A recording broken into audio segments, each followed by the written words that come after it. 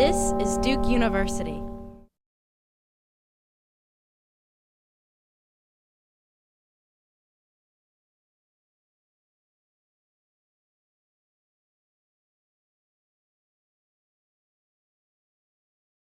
Hi everyone, I am happy and excited to be here to be a part of the faculty conversations at Fuqua. The topic that I've chosen for our conversation is diversity. Now on one hand, in organizational settings, diversity is highly valued. The research is pretty clear, and with very few exceptions, when the right processes are in place, heterogeneous groups tend to outperform homogeneous groups. The idea behind this philosophy is that we want to diverge before we converge. And when we have a greater set, when we have more diversity, we are able to diverge more, get better ideas, better information, and make better decisions. On the other hand, the topic of diversity can be somewhat difficult to discuss in organizations. At best, it can make people a bit uncomfortable when you start talking about things like demographic diversity. At worst, it can be a bit polarizing when we add things like race, gender, sexual orientation to the idea of diversity. So cognitive diversity, we're very comfortable. We know the value, we know how wonderful it can be. Demographic diversity, however, that's where we have a little bit of tension, if you will. I recognize this. I've studied diversity for a long time. There are going to be multiple perspectives. In fact, some of the ideas that I'm going to talk about today, I'm going to guess that some people are going to disagree a little bit. But what I really hope that takes place during this conversation is that perhaps I can learn from you, you can learn from me, and we can actually harness the value that we know is, that can come from diversity. Few people would earnestly argue that social inequality in our society at large, and in our organization specifically, does not exist. When we look at gender, there's a frequently quoted statistic that says that women make 78 cents for every dollar earned by men. When we look at race, there's a famous study that showed that when several hundred resumes were sent out, and they were identical in every format except for the name, individuals with black-sounding names, like Jamal and Lakeisha, were 50% less likely to receive a request for an interview than were individuals with white-sounding names like Greg and Emily.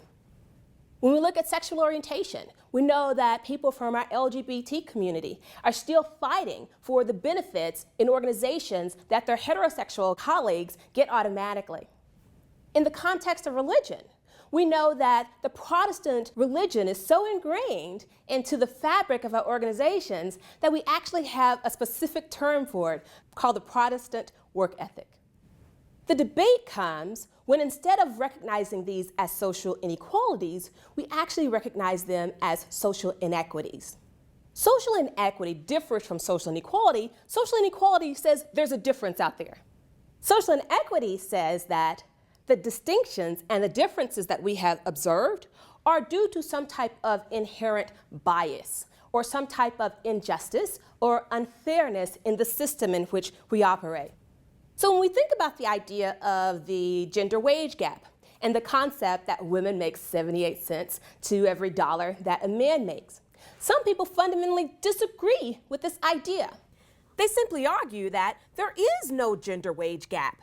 In fact, they contend that men are just more deserving than women.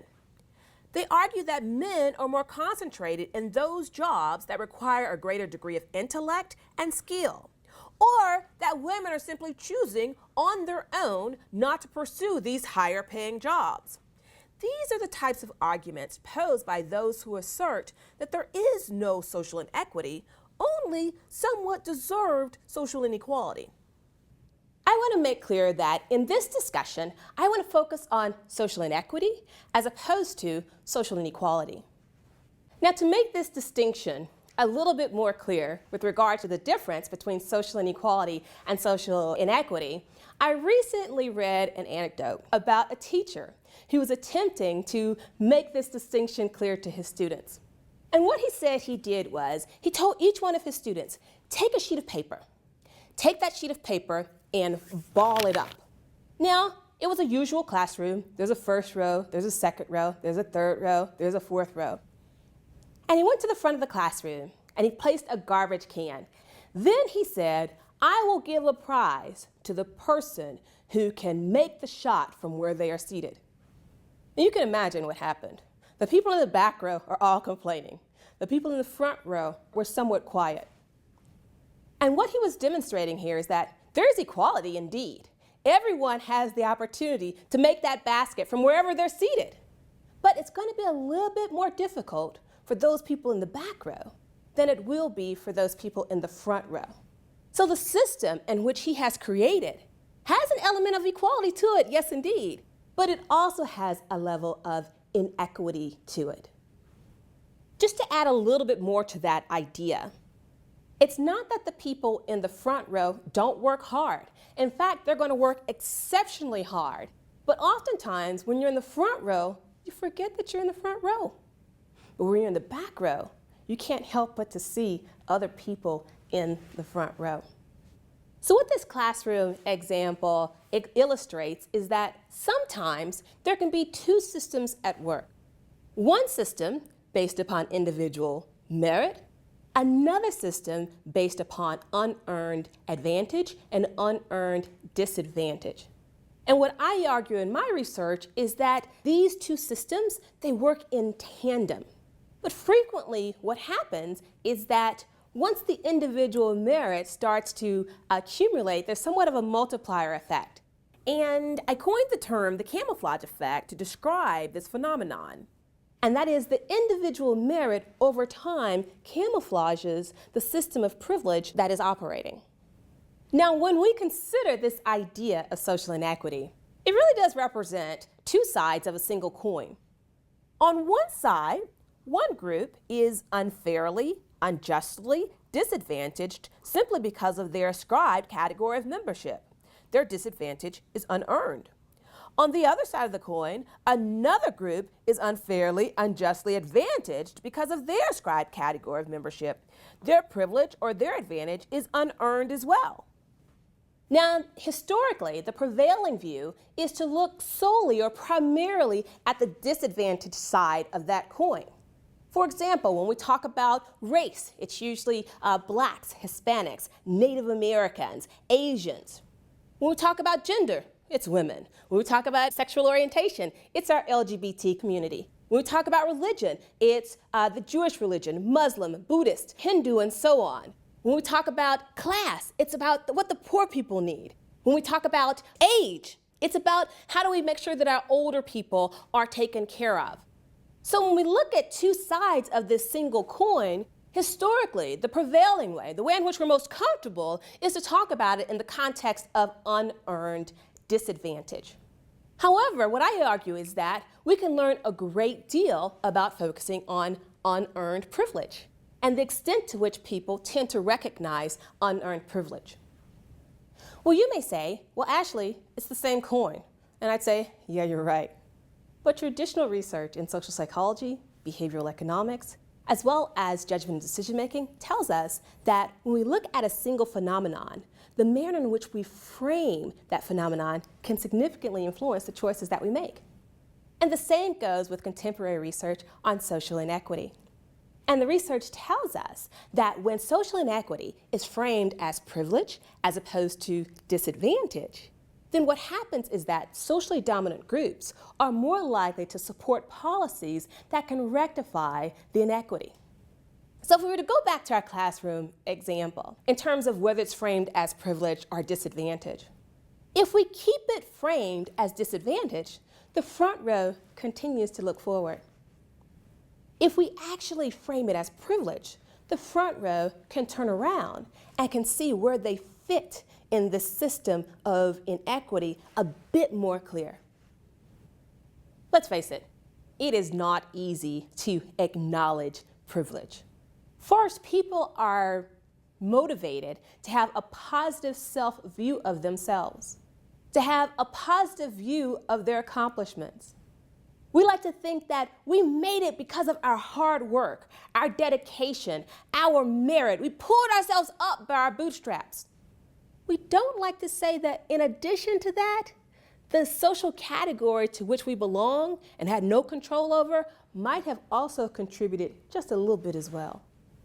Second, our organizations are founded on the principles of meritocracy. It can be very difficult for those in our organizations to recognize that in these organizations that are founded on meritocracy and that are founded on individual merit also work in tandem with a system of privilege and disadvantage. Moreover, we like to presume that these meritocratic systems in which we are housed are just and fair. So the recognition of privilege is not going to be easy. But when we do it, the advantages can be pretty far-reaching. So how do we recognize privilege? How do we increase people's awareness of these unearned advantages that may accrue to them through no control of their own simply because of their category of membership? Well, we kind of dig a little bit in terms of our history and how we've studied these topics previously. Traditionally, we have focused on only one side of the coin. Now, we focus a little bit on the other side, but mostly on one side of the coin. But this is a very myopic view of considering these topics. Looking at it from the disadvantaged point of view can be somewhat limiting in terms of allowing us to have a full perspective of social inequity. In addition to focusing on those disadvantages, we also have tended to focus on them in a very unidimensional way. And that is, if we're talking about race, we're just talking about race. It's just a racial issue. It's just a gender issue. It's just a religious issue. It's just a sexual orientation issue. But we know that simply isn't true. In our organizations, in our society at large, social hierarchies are interlocking. You are not just a Hispanic person and that's it. You are not just a gay person and that's it. But instead, we have multiple identities, some of which will be socially dominant, some of which will be socially disadvantaged. So you can be a white male who's also gay and Jewish. You can be a Hispanic woman who is also Christian and affluent. And by looking at the extent to which these social hierarchies are interlocking, we gain a better understanding of where individuals fit in the entire system. So my research has shown that when individuals consider that social hierarchies are interlocking, that they're actually more likely to acknowledge their privilege. So let's consider gender and race. Peggy Mcintosh, in her seminal essay, Unpacking the Invisible Knapsack, described her experiences as a professor in her department. What she wanted to do was she wanted to increase the extent to which women's studies was included in her college's curricula. So she went around to various individuals in her department and her university, lobbying for the increase of women's studies. What she found when speaking with her male colleagues is that they would quickly acknowledge her disadvantage as a woman, but would rarely recognize their advantages as men. And when she started to think about this, it kind of made her upset. But she also did a bit of self-reflection. And she said, if there is a system in which I am disadvantaged with regards to my gender, there's also a system in which I am advantaged with regards to my race. Now that very simple scenario that she described, that single anecdote, kind of represents the foundation of the ideas that I highlight in my research.